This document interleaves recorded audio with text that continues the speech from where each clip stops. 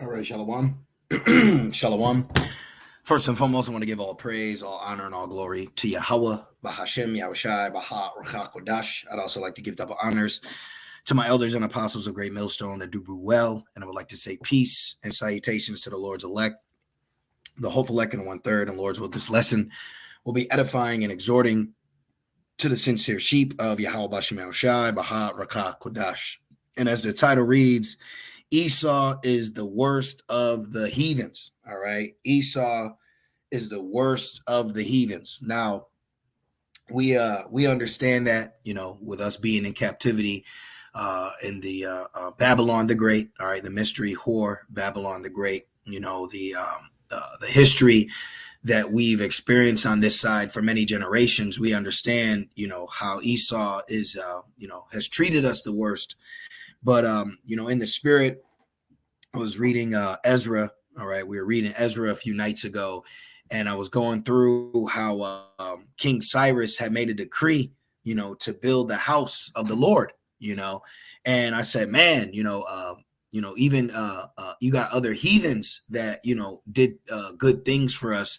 But when it comes to Esau, he's quite the contrary. Esau was used to actually destroy the temple. He's also known as, the abomination that makes desolate. He even took the sacrifice away, So here it is. Actually, let's do this real quick. Let's do this. Let me make sure my audio is good. He even took the sacrifice. All right. All right. So go here. Like, here's a good example. So when you go into Ezra 5, okay, it's a really good read. If you haven't read Ezra, I highly recommend it. Very good read. But check this out. This is Ezra 5 and 13. It says, but in the first year, the very first year, all right, after Belshazzar went down, okay, Nebuchadnezzar's son, all right, many tickle. After the Persians and the Medes took over Babylon and started ruling, in the very first year of this rulership, look what Cyrus did, which this was prophesied in Isaiah 44 and 45. But in the very first year of Cyrus, the king of Babylon, Cyrus being a Persian, right, Iranian today, it says of Babylon, the same King Cyrus made a decree to build this house of the Most High. You see that? And when you go into it, man, I mean, he wasn't playing. The Lord had a heavy spirit on him. He was very generous to us. He even said if anybody were to hinder us, that they should be hanged. And I was like, man, for a heathen, he's doing some beautiful things for us. And that's ultimately what the spirit these nations are going to be in. Okay. These nations are going to be in the spirit of reverencing our God, reverencing our people. All right. And our rulership. But Esau, he's quite the contrary when it comes to us and our temple, our rulership. Well, guess what? What is that? Is that Psalms 137 or is it 147? Let me see. Yeah. Look, this is the spirit Esau's in. Isaiah 37 and 7. It says, remember, O Lord, the children of Edom in the day of Jerusalem, who said, raise it, even to the foundation thereof. So when our temple, all right, when the Babylonians, all right, from the Assyrian to the Babylonian Empire, when they came in and destroyed and did this, Esau was actually cheering, okay? And then when you go back to the Persian Empire, when it got rebuilt, who was used to take away the sacrifice? Who was used to bring in swine? Esau, as the Greeks. I mean, this guy is truly the worst of the heathens. Okay. When you actually sit back and you really reflect and you look at everything, don't get me wrong. I'm not saying, that the Moabites or the Hamites. Yeah, we get it. Okay. We get it. They're heathens. But when you look into history and you see the relationship that we've had with heathens compared to other heathens such as Esau, the vibration is completely different. And one of the reasons is it goes back all the way to the garden. Okay. See, this is one thing, when you sit back and think about it, out of all the nations, who's really trying to fight you? Who's always got their eye on you? Who's always trying to persecute you? It's that enmity. Okay. I'm around Moabites. I've been around Ishmaelites. They're cool. I'm not saying that we're family or we're best of friends, but it's a different vibration. I've noticed that. And I've been meditating on, imagine a world without 2/3 and without Esau. So imagine Yahushai in the elect and the rest of the heathens. That's the kingdom. That will actually be blissful. It makes sense why King Solomon had Hiram, he had a relationship, they were cool, but you can't have that with Esau. Okay. You can't be cool with Esau. All right. Now check this out. This is Genesis 3. And let me see, where is it? 16 is down in here. Yeah, right here. This is Genesis 3 and 14. It says, and the Lord power, all right, Yahweh Shemel Shai said unto the serpent, which you understand, this serpent wasn't literally a snake. If you've watched brothers' videos, if you've watched my video in the past, just want to go into it. Look, you go to the etymology, all right, just real quick. When you go into it, see, it's an enchanter, okay, and a witch, a warlock. So Esau's spirit is to be a witch. He's to be a warlock. He's into the left-hand side. His spirit is set up to be in the left-hand side, okay? So this serpent in the garden was a man, and we believe through the spirit, okay, that this serpent, the spirit that was in this serpent is in the same spirit Esau today, because it went from the serpent to Cain to Esau. Okay, it's that same spirit, and we can further prove it because we're about to prove this point. If you don't believe that this serpent isn't who Esau is today, all right, that's that same spirit. Just like how you hear like Elder Pastor Hart says Abraham's an Israelite, it's because it's a spirit. Okay, Job, it's a spirit. Lot, it's a spirit. Okay.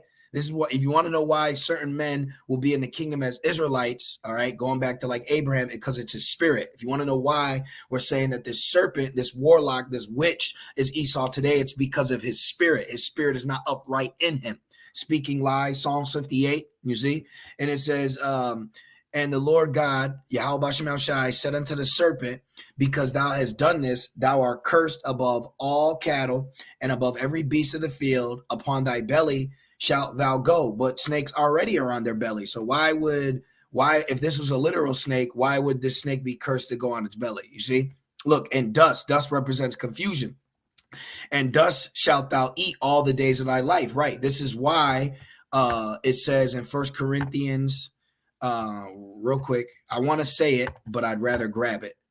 1 Corinthians 3. And I'm just going to make this quick. I'm on a quick break. I got to go back out into Babylon. 1 Corinthians 3 and 19. For the wisdom of this world is foolishness with the Most High. See? Esau, this is why Esau, he's cursed. This is why he believes in evolution. He's cursed. Okay?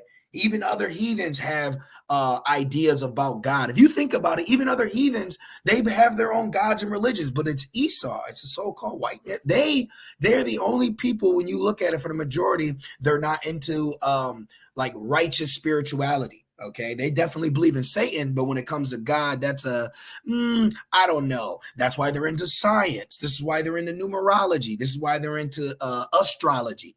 You see, but other nations, they actually have gods that they reverence. Now, did Esau have he had Quaz, but when you look at Esau today, that's not his MO. He actually has the spirit to blaspheme God. He has the spirit to be against it. Just like in the Maccabees, he took away the sacrifice.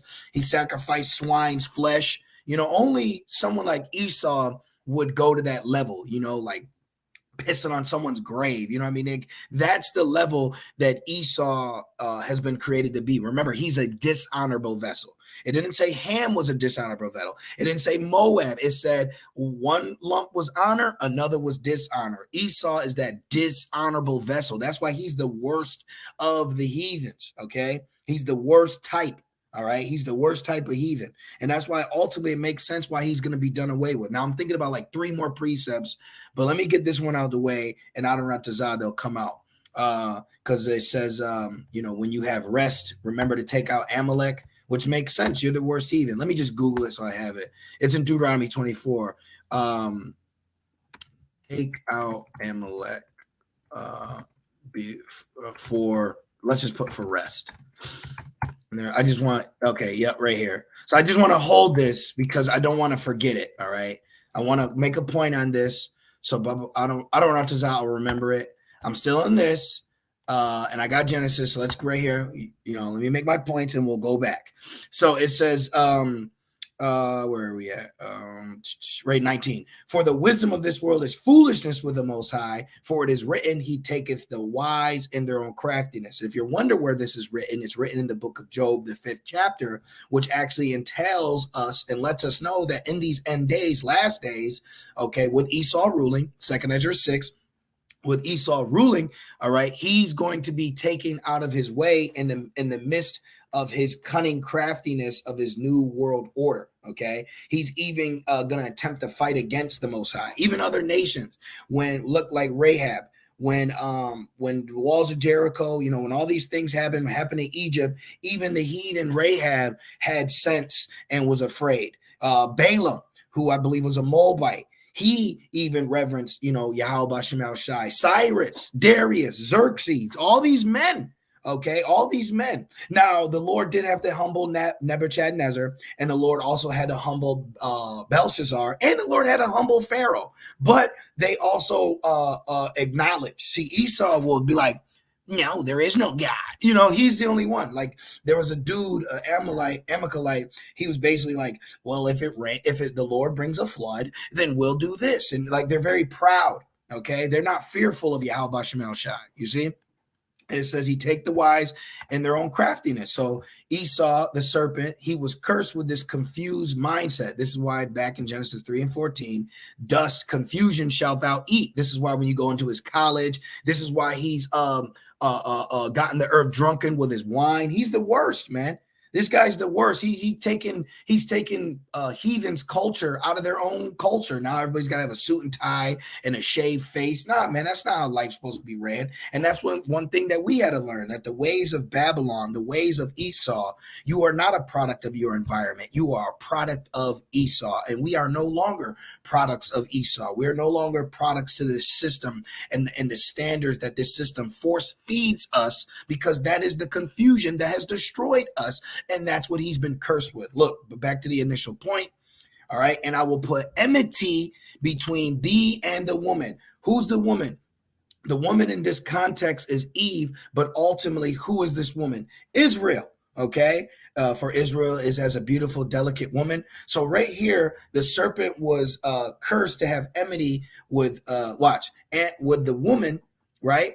And between the serpent seed and her seed. So right here, all the way in the beginning of Genesis, we have a conflict. We have a situation where there's two opposing parties and they are going to be at each other constantly, which then makes me think of what? Genesis 25. What happened? The two struggled within the womb. This is fulfilling the prophecy. This is why you brothers and you sisters, you want to know why you have more issues with the so-called white man, woman, or child than a so-called Chinese woman or child, because there is a spirit of contention that has been laid since the beginning between these two opposing parties, Jacob and Esau. Esau is the worst of the heathens, okay?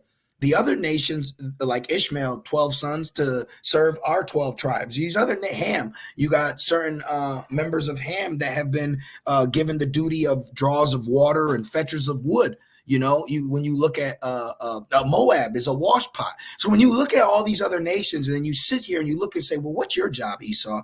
His job is to be the demon.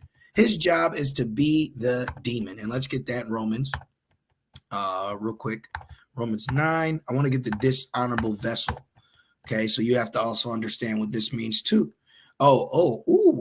We should start up. This is Romans 9. And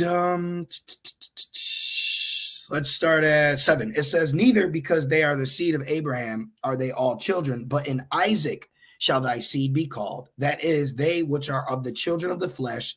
These are not the children of the Most High, but the children of the promise are counted for the seed. For this is the word of promise. At this time will I come, and Sarah shall have a son.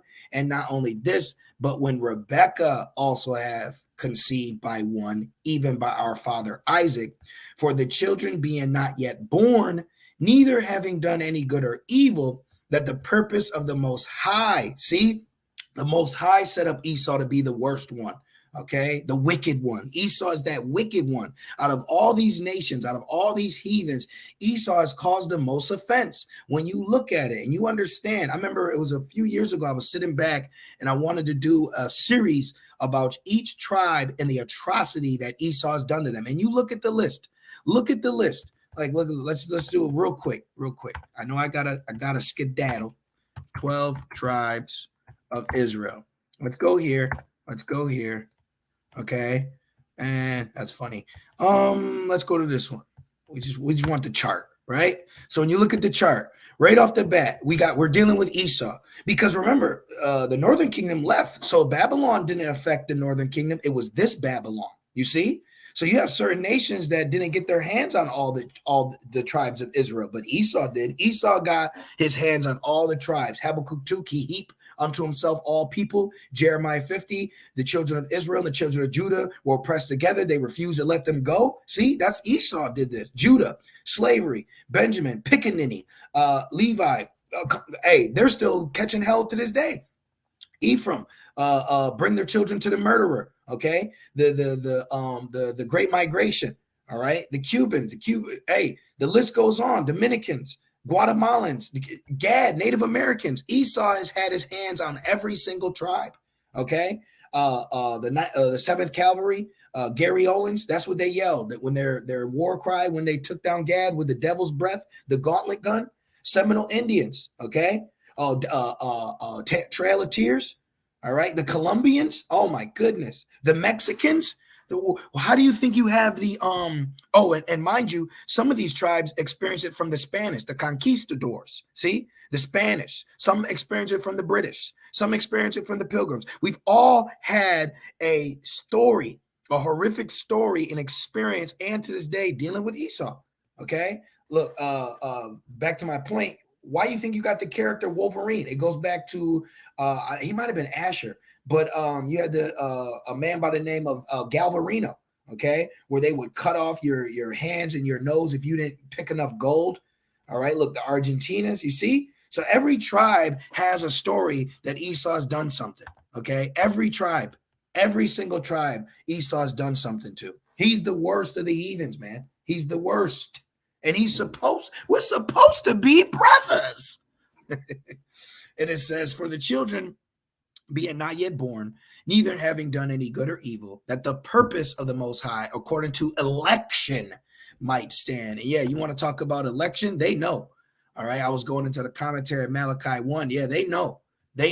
Okay. They know. Look, it says, God did not hate Esau in the sense of curse him. Wrong. Because who got cursed? Cain. Wrong. He was cursed to eat dust. Wrong. Esau is cursed. He's a cursed with clean leprosy. It says, indeed, Esau was a blessed man. Yeah, he got blessings of the fatness of the earth going into the oil, which is going into wars, banker wars, which is ultimately going to lead into World War III and the MOTB. So he was blessed to be cursed. All right. He was blessed with the sword. Yahushua said, he that lives by the sword shall die by the sword. He was blessed to live by his sword, and he's cursed by living by that sword. It says, yet when the Most High chose Jacob, he left Esau unchosen in regard to receiving the blessings given to Abraham. So that's a cut right there. So they know. Okay. There's a lot of good information in here, some bones, but it's a good read. I'm actually not going to go into it now. I initially planned on it, but the Spirit took me in another direction. So that's fine. I may even just quote Malachi because Romans 9 does it as well. So let's just keep reading. It says that the purpose of the Most High, according to election, might stand, not of works, but of him that calleth. See, it was said unto her, the elder Esau shall serve the younger. So Esau has been set up to serve Jacob. All right. And this is why you see Esau today, why he acts the way he does when it comes to servitude. Now, I've done many works. Even to this day, I do a lot of work for Esau. I do a lot of work in the realm of Esau. And one thing I noticed, he likes standing over Jacob while he's working. And they like to talk. They like to discuss these because in the spirit, they are the true servants. So that demon in them, that's why they're the way they are. That's why they're lazy right now. Okay, I got Edomite neighbors. They're lazy. They don't like doing nothing because they're set up to serve. So right now they're not in a position where they have to serve, and that's why they're living it up. So let them live it up. Let them live it up. What's it say in Lamentations for the daughter of Edom? You know, let them have it right now. You know, rejoice and be glad, O daughter of Edom. Let them have it right now. because they're going to serve. And when they serve, they're going to serve the right way. And it's going to be through the prophecy of Yahweh Shem Shai. Okay, for any Christian watching, do you want to have white children in slavery? We're talking about the Bible here. Don't ask me what I want. I want to talk about the Bible. If they don't speak of the law or the testimony, there ain't no light in them. So if a Christian asks you a question, read out the scripture. I'm going to read what the scriptures say. Don't ask me personally. It ain't about me. It's about the Lord's word, which is pure. Look, as it is written, we just read the commentary, Malachi 1. As it is written, Jacob have I loved, and Esau have I hated. And I remember this fallout from IHPK years ago. He came to our camp and he was trying to use this scripture because he was bugged out. And he was saying it says hated like past tense. So my question is, well, it says loved like past tense. So that means the Lord don't love Jacob no more? The Lord don't change. Get out of here. Next. It says, as is written, Jacob have I loved, and Esau have I hated. See? So the Lord hates Esau. All right. But the hatred that the Lord has for Esau is much different than the hatred he has for other nations that are as a drop of a bucket, because out of all these nations, it's prophesied that Esau will be done away with.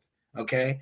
Esau will be done away with. Not you're going to have dogs, roaches, unclean animals such as pigs, scavengers, vultures, ravens. They will outlive this nation. Okay. Ham will outlast Esau. Okay. Ishmael will outlast Esau.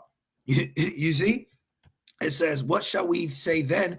Is there unrighteousness with the Most High? The Most High forbid. So this Romans 9 is a great way to explain to someone that doesn't understand the dynamics and the balance of Yahweh Shem Shai. Like, listen, all this love Christianity, you don't understand the Bible. You're reading one or two verses and you've made a doctrine off man's precepts. This right here explains to you that it's not unrighteous for the Most High to hate evil, love good. Esau was created to be the evil one.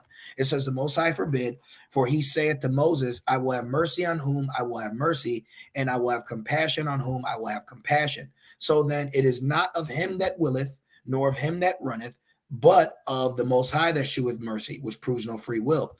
For the scripture saith unto Pharaoh, Hamite, right? Even for this same purpose have I raised thee up. See, there's heathens have been raised up and been given positions of power. Time and chance is given to all men. So Esau, you even had a time and chance. Even though you're hated, the Lord still gave you time and chance, and look what you did with it. All right. And it says that I might shew my power in thee, and that my name might be declared throughout all the earth. Right. Just like going back in the time of Joshua, they knew the Lord because of the work that he did. So this time, these heathens are going to know our Lord, our God, our Savior through the destruction and judgment that they do to Esau. So they learned it what happened to ancient Egypt. Imagine what they're going to learn when it happens to modern Egypt, which is Babylon today. And we're in Babylon, what you call America, the bitter. We're in it. All right. Land, what is it? Home of the thieves, land of the slaves. We're here, man. Okay. And these heathens roundabout, they're going to know. They're going to get reintroduced to Allah Shadim. They're going to get reintroduced to Yahweh Shem Shai through the judgment that they bring on Esau, the most hated, the worst one, the wicked one, the evil one. You see? And they're going to be used as an example. Just like it says in Peter's, Sodom and Gomorrah was an example. Well, Esau is going to be an example to the other heathens how not to live. All right? And it says that my name might be declared throughout the earth. Therefore, had he mercy on whom he will have mercy, and whom he will harden. Now let's jump down.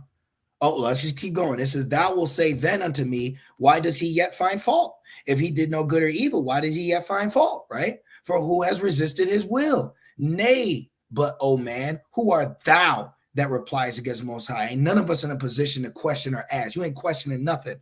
You ain't got no position to question or ask. Just be grateful. You know, me and the brothers, we always talk about how we're just grateful that we were created as Israelite men. I am thankful to Wadi Al-Bashmashai for making me an Israelite, and not only an Israelite, but an Israelite man, and that I'm woken up. This is thank you. It ain't, well, why not this time or all that. All right. We ain't here for all that. So don't be asking why the Lord did what he did. The Lord did what he did because he can.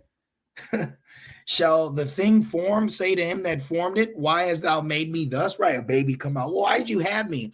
Oh, you had a woman. She actually sued, and only Esau. Let me show you. I got to wrap this up, but there's points coming to mind. Let me put woman sues parents for birthing her. I don't know. It's an Edomite thing.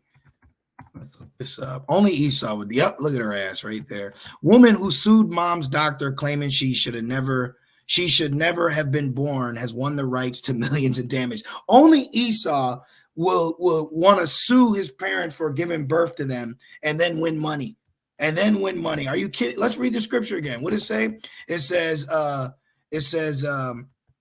where is it? Right here. It says, shall the thing formed say to him that formed it, why hast thou made me thus? Right. That's what the scriptures say. But look what they do. You see, the scriptures tell us that we're not supposed to question it, but who does? Esau. The Lord, hey, bring a sacrifice. Who brought the wrong sacrifice? Cain. Why are you wroth? Why are you wroth? Because you did the wrong thing. See, Esau is a major F up. He's created to be an F up. Look, has not the potter power of the clay of the same lump, right? The same girl, same man, lump, right? Twins in her womb, to make one vessel, one child unto honor. Jacob, a plain man, dwelling in tents. When you go into it, a plain meaning righteous, the tents meaning the tabernacle of Yahweh, made one unto honor and another unto dishonor. Esau, of the wild cunning hunter, the man of the field, the man that can't get right. You see? So this is all the Lord's doing. Esau was created to be the worst one. All right. This is why, going back, Psalms 137, it says, remember, O Lord, the children of Edom in the day of Jerusalem, who said, raise it, raise it. So on one hand, you got Esau saying, destroy the temple. And in another hand, you got a heathen saying, hey, we got to rebuild this temple. You see that? You see the difference, man? Okay. There's a big difference when it comes to these nations and our relationship with them compared to Esau. Yeah, we're not cool. We're not family. There's fights, there's feuds, there's drama, there's situations. But the offenses that Esau's done, he's blasphemed the holy. This man has done everything. He's crossed the line 10 times more. He's a habitual line stepper, man. He's always crossing the line. He put pork on the altar, man. You know, he put pork on our altar. He said we couldn't be Jews. Out of all these nations, we are in Syria, we were Israelites. In Babylon, we were Israelites. In Persia, we were Israelites. But in the Greeks, we couldn't be Israelites because of this dude, man. Esau is a demon. He's a demon, all right? And it says, who said, raise it, even to the foundation thereof, O daughter of Babylon, America, who art to be destroyed. Happy shall he be that rewarded thee as thou hast served us. So they're going to get their reward. And now let me go back. Okay. And I'm going to end it with Obadiah, of course, but let's read this first. Now, watch this.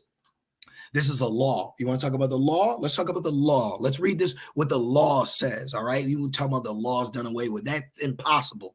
All right. You don't know what you're talking about. So here's a part of the law. You hear him say, hey, where's your fringes? Well, I understand, but there's some other laws that we got to talk about too. And here's one in particular.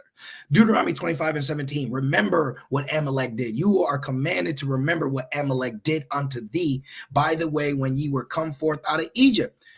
How he met thee by the way and smote the hindmost of thee, even all that were feeble behind thee. Women can't run that fast. I don't care if you Sharkeisha Richardson. Listen, a lot of our women, they could have been pregnant. They can't run that fast. We got babies. They can't run that fast. Esau even kidnapped King David's wife and children, man. Hey, this guy is great. He's the worst.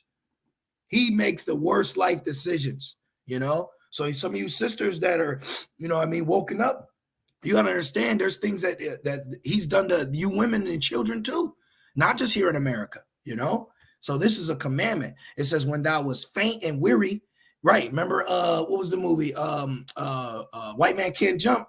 Remember, Woody Harrelson was running from the Stookie brothers, but Gloria was trailing behind. She was getting tired. They almost caught her ass. Remember?